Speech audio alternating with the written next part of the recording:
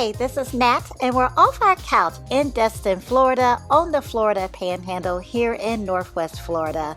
And we're visiting yet another state park with a spectacular beach, a nature trail, campsites, and other amenities.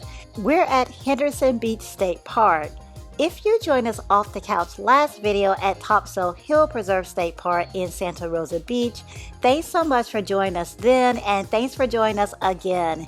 And we'll be hitting up even more state parks during our time here on the Emerald Coast, so keep joining us off the couch. And if you've yet to subscribe please. We most definitely appreciate you all joining us. We have visited Henderson Beach State Park a few times in the past. We love the beach here, but we really hadn't taken a look around the rest of the park. So that's what we'll be doing in this video. Starting with the basics, admission is $6 per vehicle for 2 to 8 people, $2 for additional passengers as well as pedestrians and bicyclists. There is a charge of $4 for single occupant vehicles as well. There are free and discounted annual passes for active duty, military, veterans, and others, as I mentioned during our visit to Topsail Hill Preserve State Park.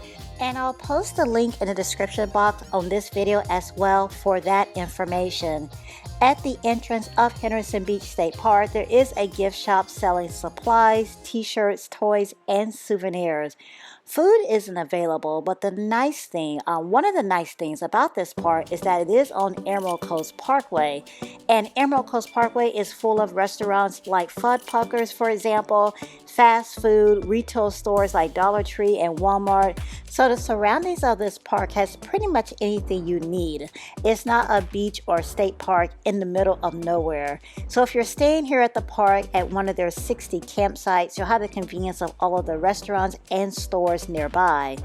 The 60 campsites at this state park can accommodate both tents and RVs, and there is a boardwalk connecting the campsites to the beach. So easy access to the beach if you're staying here, and even for visitors to the park for the day is easy access too, because this park has 300 parking spaces. One of the reasons London loves this park is not a major deal now because it's November and we're here in the off season. But during peak season, Destin is crazy busy. We've been here Father's Day weekend before, 4th of July weekend before, and the crowds and the parking situation can ruin the beach experience in our opinion. So having access to ample parking is a huge plus in our book. As we're driving through the parking lot, we're coming across both the playground and the nature trail. This playground is pretty basic to say the least. It actually looks like it may be in the process of being remodeled. That's just my guess. I saw no information confirming that on the website. Up ahead is the nature trail, and just like Topsail Hill Preserve State Park, the dunes get pretty high here as well.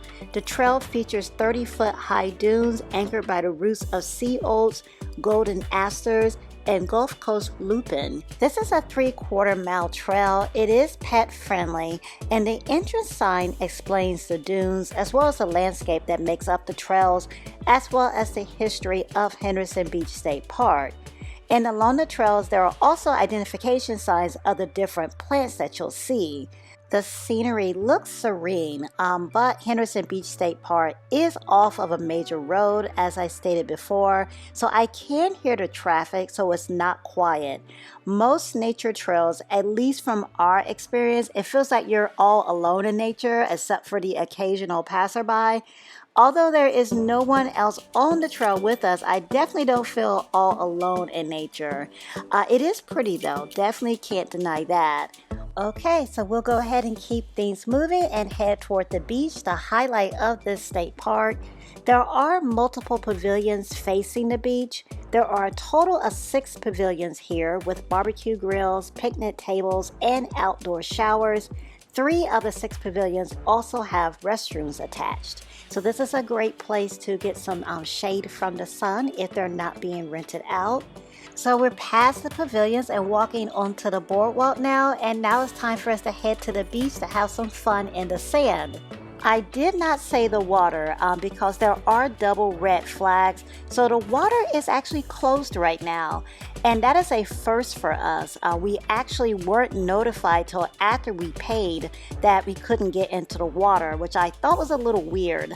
Luckily, not getting into the water is not a huge deal for us. We'll find something to do and enjoy either way, but if you do have your heart set on getting into the water, that may be something you want to be aware of before planning your visit. So besides swimming when visiting the beach, the other amenities you can enjoy are fishing, bird watching, and if you're here in the fall, you may see migrating monarch butterflies. We saw a lot last year. I've only seen one butterfly this trip so far. Also, after we were here for around 30 or 40 minutes, the ranger did change the flag to just one red flag, so now we can get into the water. Just a bit. Now the flag is down, we can go ankle deep. Woo! Let's go though. Okay, how deep am I? Yeah, you have to excuse my shrilling. It is November, late November, so the water is cold. Knee deep is too deep with a red flag, which is a good thing for me because like I said, the water is pretty cold, but I wanted to try to show you how clear the water is because this is the Emerald Coast and it is known for having clear waters. I do actually consider ourselves lucky because it did rain pretty hard last night, and the informational board at the pavilion points out that after a storm or heavy rain, water may empty into the Gulf for the nearby Chattahoochee Bay. So even though it rained pretty heavy last night, the water is clear and emerald just like you would expect. During our visit, my mother-in-law is talking to the ranger and he's sharing his discoveries after cleaning up the beach after the heavy rain. And this is an African palm seed, if my memory is correct. It washed onto the shore this morning and the ranger is giving it to my son as a souvenir, which I think is really cool and extremely nice of him. The red flag is remaining during our entire visit, and we've been here a while now, a couple of hours at least. Since we can still only go ankle deep into the water, we're spending the majority of the time on the sand, which is no problem at all. The sand is powdery white, composed of quartz crystals, and just brilliant. The sand derives from the Appalachian Mountains, the same source of the sand at Siesta Beach in Siesta Key, Florida, where we visited not too long ago.